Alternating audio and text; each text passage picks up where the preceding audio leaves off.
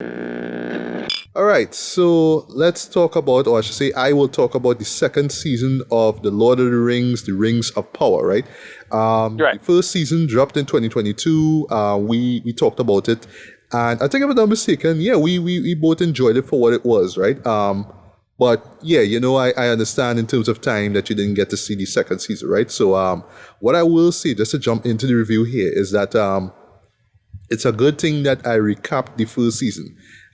It wasn't easy, and I'll say why, right? Because these episodes pretty much clock in. I'll say all the episodes in both seasons pretty much clock in over an hour, right?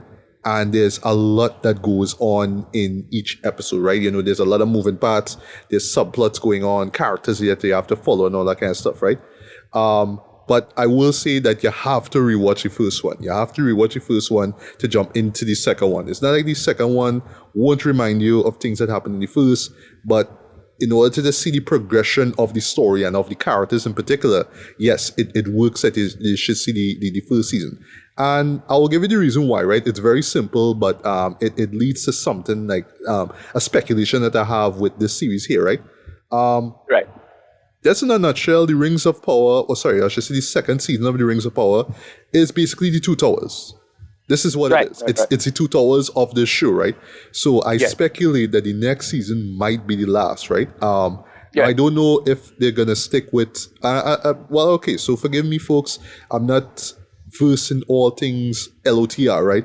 So I don't know if the whole trilogy aspect was Peter Jackson's decision or if it was J.R.R. Tolkien's decision going into his stories, because, why I'm saying this too, because look at the Hobbit trilogy, right? Yeah, we could all argue the Hobbit could have just been a duology. It could have just been two films. Well, it should have been, in my opinion, it should have just been one long movie, and you pack it up. Just as Well, to have us as that would have been like about 4 hours, though. I mean, I would have sit down for it. no, that's might have what it been is. real Like you see how long Return of the King was. Like Yeah, you should do that. that was But the thing is, they add on a bunch of extra shit. that was three. No, that was nearing 3.5 hours, I think. Return of the King. No, but that's the thing, exactly. So to me, the amount of extra, but they add a bunch of extra bullshit in those Hobbit trilogy movies. So it's like, cut all of that nonsense. So look, I like the barrel chase thing, but how about chasing is bullshit. Right? It is. Like, too much it's bullshit. ridiculous, but it made Exactly. for a really fun moment in the second film, right? Desolation of Smog. Yeah, and I Right. would say this second season is also like the Desolation of Smog, right? What I mean Right. is that it takes our characters, right? It takes the conceit and everything, and it just ramps things up now. And things get even more intense, get way more emotional. Our characters are put through the ringer in this season here, right?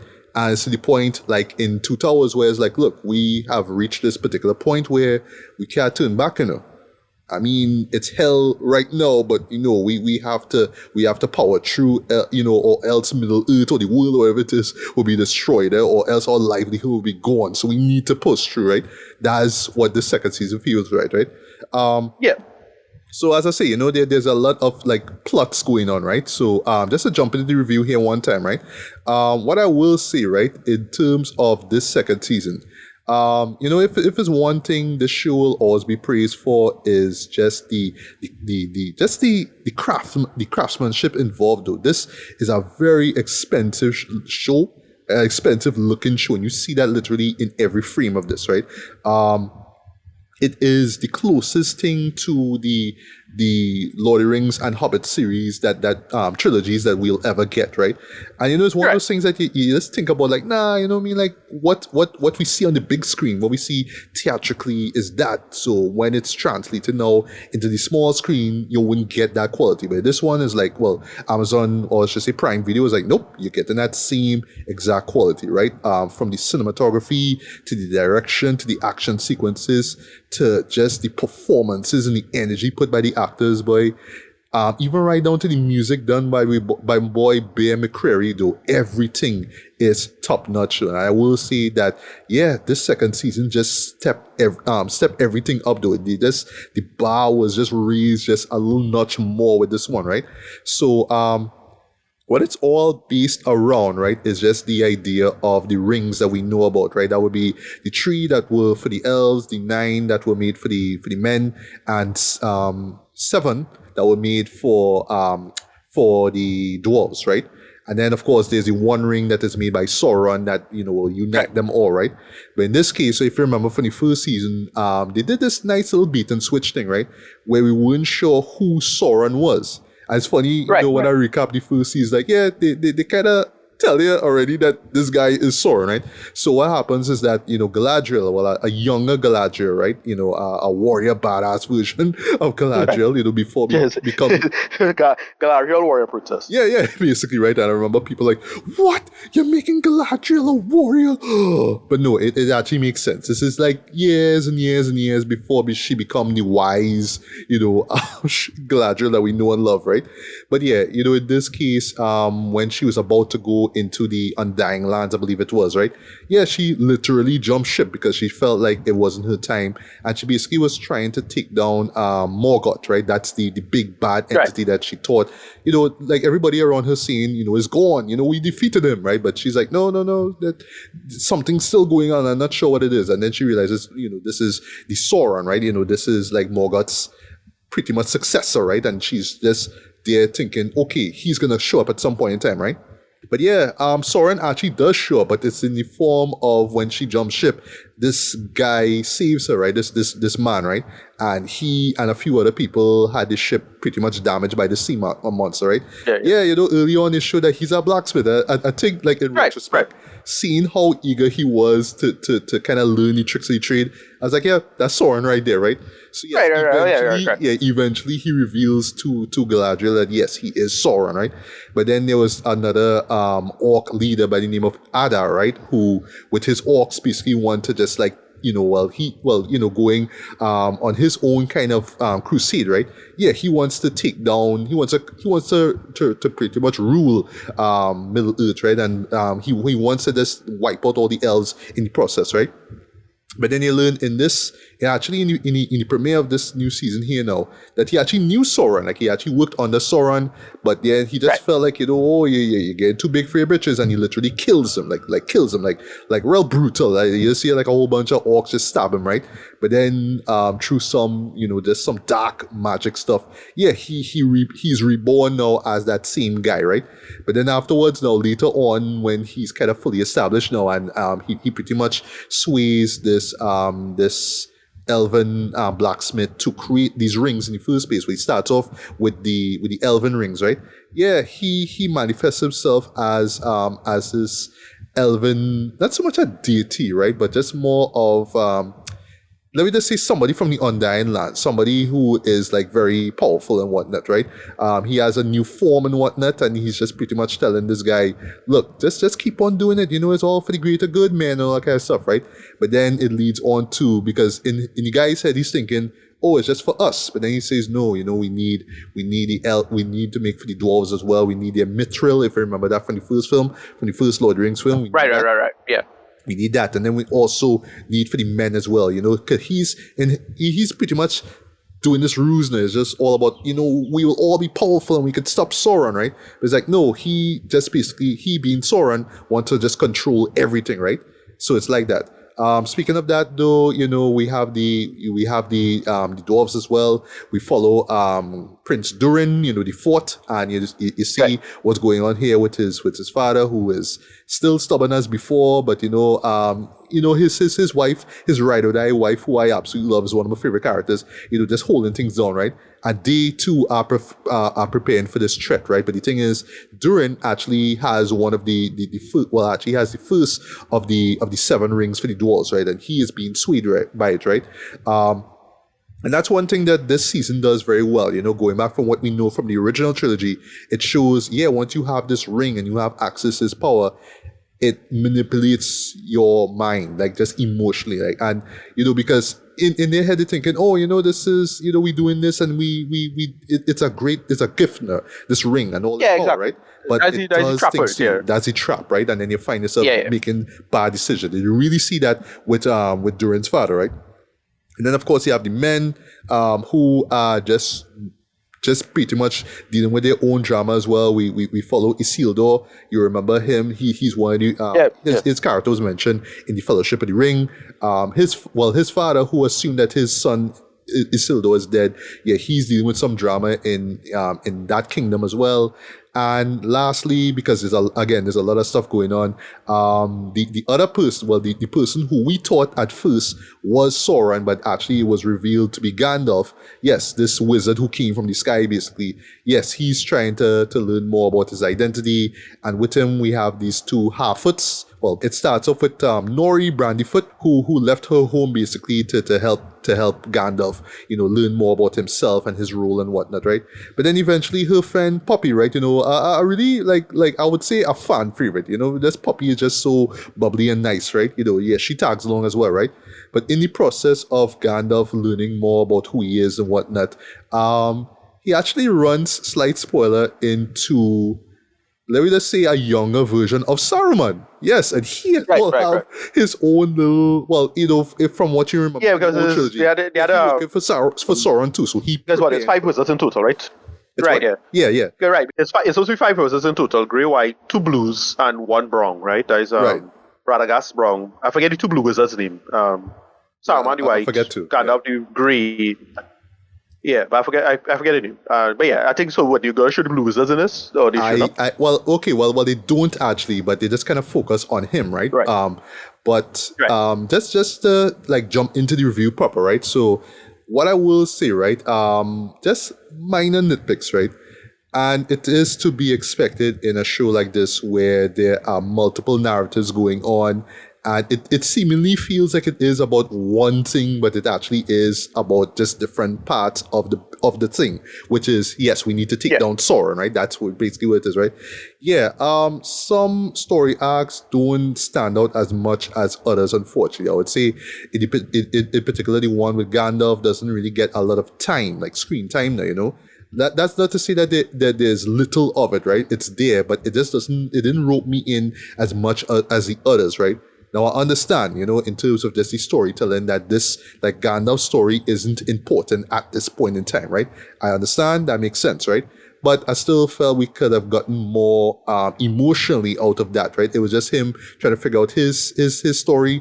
Nori and Poppy end up running into other hobbits, and it sets up something that it brings up something that they set up in the last season, which was just about migration, just about them not actually having a home of their own, because it's some element or something that will always chase them, right? So they always feel like they have to keep moving, and especially with Nori, she always feels like she has to keep moving until she finds a spot and settle. But even that, might last that much, right? But I say why. But for me, I felt why this arc didn't rope me in that much is because we didn't see much of Saruman. Like, he is there, but not that much, right? And where it stops off, it's clear that he will return. Slight spoiler, right? But what I thought they would have established was how they were friends in the beginning of the Fellowship of the Ring, before Saruman turned on Gandalf. Like, I thought they would have set that up somewhere. Like, they would have known each other. But because Gandalf literally, like, crash land to Earth and he don't remember anything. But Saruman now doesn't even, I think he kind of knows who he is, but not as much, right? So yeah, there's a lot of like, it's still sort of cloudy in terms of what their relationship is, right? But I feel like in the next season, they'll explore that more. And then maybe in the end, when Gandalf gets his identity, yeah, he and Saruman will be friends, and he wouldn't know about what Saruman is up to until the Fellowship of the Ring, right? Which is like years later, right? So yeah, that one didn't really rope me in as much as all that, right? Same thing I have to say with Isildur's character, story arc as well, right? Because he is still far, like, distant from his dad. His dad think that he died from this big incident that took place in the first one involving a volcano. So yeah, he goes on his little adventure as well too. He runs into Arondir, who is like probably one of the best characters in the show, just simply because he's just a badass though. He's the elf who, he's literally the Legolas of the show itself, just doing all these badass flips and stunts, and yeah, he's like the Deus Machina of this show. Like every time somebody in trouble, man always show up with the bow and arrow and just like taking down like bad guys. Like, he is a badass straight on, right? But yeah, they set up some with them to also, slight spoiler, on the subject of Arondir, right? There was this human woman that he was in love with, right? And she had a son, and yeah, in the attack with the orcs that happened in the first season, she got attacked, right? She ended up getting like a orc arrow to her chest, I believe it was, right? But yeah, like, out of the blue, they just say that she died. Like, eventually the poison got her and she died. I thought that was kind of weird now. Because she lived, like, she actually survived up to the end of the first season. But just come out of the blue and just say, oh, well, she dead now, so okay. So I don't know. The actress. I don't know. I didn't wondering that. Like, if it's just she had other engagements, so just say I go on and know. But yeah, it was a letdown that they write she off the show though, because I actually did like the relationship between her and Aaron there, because it's at the time now, humans and elves can exist now, like that. So that I thought was a letdown, right? But as far as the other arcs go, that would be more involving the stuff involving Isildur's dad, and there's like this like basically this whole usurping going on in the kingdom as well. If you remember, there was a queen regent who was ruling that particular kingdom. But then after that whole thing with the volcano, she lost her sight, and then her cousin just basically jumped in the scene on and just take the throne from her, right? So it just kind of seeing how that plays out, right? I'll touch on that in a little bit, right? So that and the stuff involving Galadriel and the whole stuff with the Elven rings, because she mentioned too, she also acquires one of the rings as well, right? And you see how that pretty much kind of not so much intimidates her, how it affects her emotionally as well. And she, of course, sees visions of, what will happen in the future and all that kind of stuff, right? And then also to Sauron just kind of running things behind the scene, but under the guise of this elderly, not elderly, but more like a heavenly looking kind of elf, right? So I would say those arcs, though, those are the ones that really hold this show down, right? So that's a few things, and then I'll get to read it, right? What's so interesting about this show in general, right? And you really see it with the stuff involving the human kingdom and, the stuff with the Queen Regent and Isildur's dad, right? Is how Game of Thrones in particular owes a lot to the original Lord of the Rings trilogy, right? But it's so funny that like this show came out right after Game of Thrones ends, right? Because I could tell some people might watch like the stuff involving humans in particular. I would say that's everything in this season here, especially with how intense it is, right?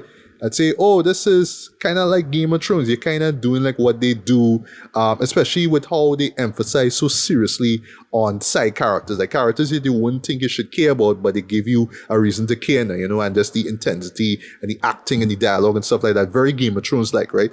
But you could also argue that Game of Thrones kind of get the template from the original Lord of the Rings trilogy, right? So it's kind of funny though, like this boring off each other, but more in a sort of an organic kind of way. So it's not like you're ripping off Game of Thrones, but you could see how Game of Thrones inspired by this, and you could see how this show inspired by Game of Thrones as well. You could see that, right?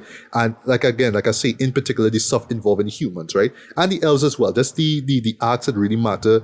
They are handled with such seriousness. You know what I mean? It's like you have to be on board, Yeah. Game of Thrones is meant to be the subversive version of Lord of the Rings in a sense. So true. Well, the more edgy, R-rated version of right. So what they add to because they apply this kind of modern realism and real world politics, but in this fantasy world kind of thing. Yeah. At least medieval politics at the time. Yeah. But it pulled back. But now they come back full circle to feed off of that and say, okay, like pull from that. I get that. Yeah. Makes sense. It actually makes sense, right? So but with that being said, though, I will say, because this is the two towers of this series right now, yes, it is a lot, I would say, significantly darker than the first season, right? Especially because Sauron is front and center here, and you are just really seeing how he is just like doing his inner workings. So, it's not just with the elves, but it's also with Adar, right? With Adar, sorry, right? Or Adar, however you pronounce it, right? And his plans, basically, right? And then you see how it reflects with the humans and what they're going through as well, right? It's just the stuff with Gandalf feels kind of distant. It actually feels very distant from that. But the thing that kind of ties it to the Sauron stuff is Saruman and what he, because he is working with Sauron and he talking about all that kind of stuff, right? But just with Gandalf, he just knows that something's bad gonna happen, but he just doesn't know what it is as yet. He's just more trying to find himself, right? But yeah, all that aside, this minor nitpick aside with the arc, with just a couple arcs not really rope him in. Yeah, this season was fan-freaking-tastic though. I absolutely love this though.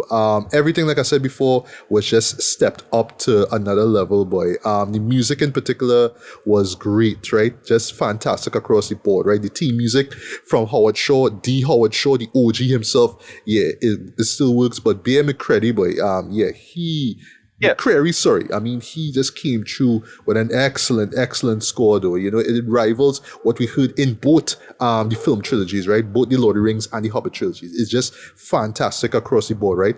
In particular, I think this is like probably the best piece of work, composition in the whole, you know, I would say in this series here. The stuff involving the dwarves, like there's a particular team that plays with that. Boy, when you hear that, and especially when they use that music in certain scenes, way, wow, you will literally be getting goosebumps when you hear that song. Though it's just so majestic and powerful, boy. It just fits those characters, you know, perfectly in my opinion, right? There are, you know, a couple new songs that are thrown in, especially in the end credits, right? Like what they did in the first season, right? Just slight spoiler. I'm not gonna say which episode it is, right? But there's one episode, boy, where they throw in a friggin' death metal song, us. I like when I hear it, I like, what? Like, but it catch me completely by surprise, eh? And I won't lie, your boy was head nodding through all that shit. I'm not even a death metal fan at all, eh? But that slap so goddamn hard, but I was like, what? But it fits though. It actually fits with what went on in the episode. Again, I'm not gonna spoil what it is, right? And you might take it kind of out of place, but actually no, it fits though in a real edgelordy kind of way. It fits, right? But it really shows just how influential, just this franchise is, right? That you could have some death metal band, I don't even know who it is or what the name of the song is. Yeah, be influenced by that. Like, oh, you know, I'm gonna, you know, sing about Sauron and take it over the world and shit, right? And you just get that in this, like, you know, 2 minute, you know, headbanger of a track, right? But yeah, that shit slaps so hard, right? Performances, just like the last season, are fantastic across the board, right? And you know, even though I don't know like every single like actor, but everybody just killed it, right? But for me, I think that the MVP of all of this though is Charlie Vickers, but he is the MVP, but he as Sauron though, like. And I think what makes his performance so great though is that the dude transition from this human guy that, you know, we thought was cool with Galadriel, and then all of a sudden the man just, you know, turn heel near the end of the season, right? And then all of a sudden the man just switch into like this elven elder, if you will, right? And he's still evil and he's still manipulative as well, but he just like, wow, it's like the same guy, you know? It's the same guy. Like, what? It's so amazing, right? I think if I'm not mistaken, they got a replacement for J.R.R, right? I could be wrong, but I think the guy looked different, right? But whatever. But yeah, I mean, yeah, Charlie Vickers though, he's the MVP in this one. I would say, you know, this is basically the Sauron season though. This is just Sauron just laying down the ground with just saying, okay, boom, boom, boom, boom, boom. This is what I gotta do, Dre. And you just see the chaos that comes out of it, right? Storytelling, pacing, great as well. Boy, the visual effects in this, boy, my God, boy, there's some stunning visuals, boy, and I'm just there like, yeah, that's why the closing credits have like a whole bunch of names, boy. Just the talent that you see on in this show, boy, it's just astounding to me in my opinion, right? It's just amazing, right? Just lastly, and what I also love about the season here and the show in general, right, is that it's still feels like, you know, the Lord of the Rings show, you know, the films that we've seen in the past, right? It still has that drive, it still has that energy, and it always kind of set up this team, and I love how they reinforce it here, right? Where no matter how dark and bleak and hopeless times will get, though, there will always be hope, right? That is something that they reinforce throughout the entirety of the season here, right? Because yeah, there are moments, boy, where you're like, nah, boy, that's it, that's the end. Like, there's no hope after this, boy. Then there will just be like a sliver of hope, though. Especially with how the season ends, it just like, you know, like just fills your heart with so much hope. You know what I mean? Just like yes, like I want to see what happens next. You know what I mean? Just to see how how good it's gonna triumph over evil, right? But yeah, if you're familiar with the Desolation of Smog, if you're familiar with the 2000, how that played out, yes, it's that, right? It's the darker sequel to what we got before, right? Like the first one is just introducing the characters, giving us the conceits and the stakes and what, but this one is like, yeah, let me just ram everything up. Let me just put our characters through the ringer and see how they come out of it, right? And yeah, lastly, don't get too attached to certain characters. So yeah, it's that type of show, right? But yeah, I mean, what they did here in this season is amazing, and boy, I just can't wait to see what we get in this in the upcoming one. Which again, as I speculate, could be the last. If they want to stick with the whole trilogy thing, they could do that, right? But I'll close this, right? I really don't see the show going past 4 or 5 seasons, right? Like I know like Prime Video kind of riding high off of like the success of The Boys, and I think like The Boys have the 5th and final season, right? So I don't think like this show should go past 4 or 5 seasons now. I think at the very least they should just stop at the 3rd one, or if they want to go a little bit longer, maybe 4 or 5. But I don't want to see this go to like Game of Thrones level and then the quality dips down, right? Okay, that will be a huge insult, not just to Tolkien fans, but also just to like Peter Jackson, but just especially like the work that he put into to those trilogy of films, right? Well, the 2 trilogies of films, I would say, right? But yeah, this is one of the best shows I've seen this year. I mean, this year we get 3 epic TV shows, right? We had Shogun, we had season 2 of House of Dragon, and now we have the 2nd season of Lord of the Rings, the Rings of Power. I still put Shogun over this though, and I really put Shogun over this regardless though, because of just how much of a surprise it was though. This in terms of just the execution of it all, right? But this one is a continuation of the same level of craftsmanship and quality that we got to the first season. But still, it is just refreshing to know that we have a series of a cinematic level, of a serious cinematic level like this, in this show here, right?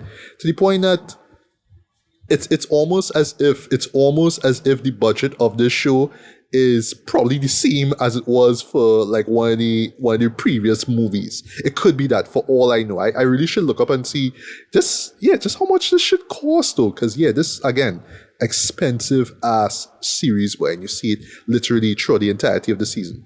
But yeah, absolutely love the season here. For me, I'm gonna give this a light 4.5 out of 5. Don't skip on this season here, but I will recommend, just to wrap things up, please rewatch the first season. It will really help. You will really understand the stakes even more. And no, don't expect the second season to hold your hand and remind you of every single thing that happens, right? And it will reward you if you were to recap it as well, right? But yeah, right. Don't sleep on this. This is one of the best shows on TV right now. Definitely check out the Lord of the Rings, The Rings of Power.